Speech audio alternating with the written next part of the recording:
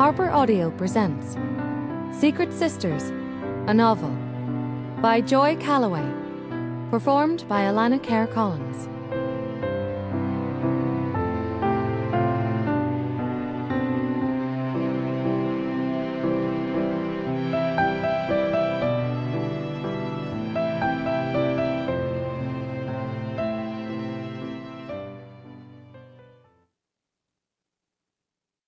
I solemnly pledge my loyalty to the Sisterhood of Beta Xi Beta until the end of my days.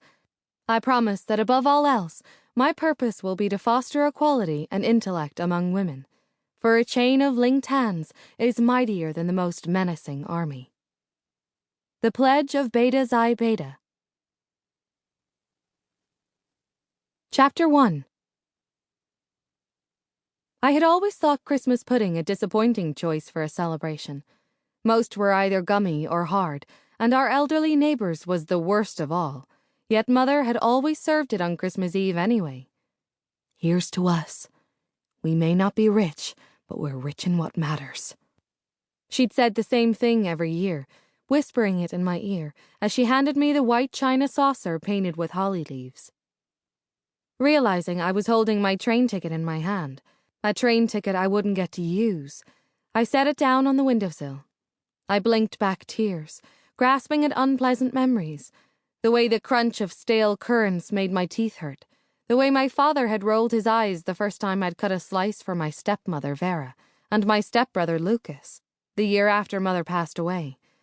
It didn't help. Nothing could change the fact that I couldn't get home, that a blizzard had taken the last trace of my mother at Christmas time.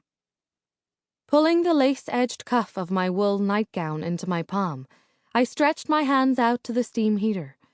I could barely see out of the dormitory window. It was early yet, and frost shuttered most of the pane, except for a small edge at the bottom cleared by the steam. Normally, Lily and I had quite a view from our attic room, of Old Maine's limestone tower down the hill, the south side of the old brick wall surrounding campus that Archibald Whitsitt had originally constructed as a settlement fence back in 1793, and the tiny line of buildings that comprised Whitsitt's main street in the distance. Today, I could only make out the snow gathering on the dormitory's roof and rising up the trunks of the ancient oak trees lining the drive down to campus.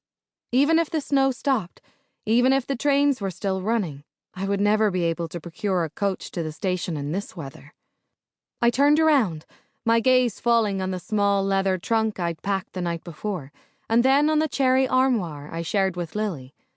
The door was open, displaying 3 of my ensembles and 2 of hers, all in drab winter shades of grey and brown. Lily's hunter green velvet costume was missing. I sighed and sank down on my single bed, fiddling with a fraying star patch on my quilt and leaning against one of the short carved posts at the foot. Lily's bed, identical to mine, was made up neatly, her grammar textbook stacked on the table between us. Where had she gone? Surely not far. It would be impossible to venture out in this weather, and she had planned to stay on campus for the holiday anyway. The New England home for little wanderers wasn't exactly a home to return to, and Vera had insinuated that she and my father and Lucas were quite cramped enough without a house guest. "Come along, dear Beth. Our Christmas tea awaits." Lily danced into the room, holding 2 sprigs of evergreen. She extended one of them out to me and inhaled the other, and at once it occurred to me that perhaps missing my train was meant to be. "What tea?" I asked. "And where have you been in the storm? I know that you must be so disappointed, what with the blizzard and all, but Cook Evans kindly left a feast in the icebox and 2 baskets of pastries, same as last year, and we have the whole place to ourselves. It's like living in a mansion, really." I knew it wasn't true, that last year she'd been lonely and quite frightened in the dormitory all alone. Even our warden, Miss Zephaniah Stewart, departed north to visit distant relations in Michigan for the holiday. But this year was different. This year we had each other, and since neither of us really had anyone else, I was glad for it. Lily breezed past me and extinguished the oil lamp on the table between our beds. She smelled like wood smoke, and her dress was dotted with ash. Perhaps it is, though I doubt most mansions.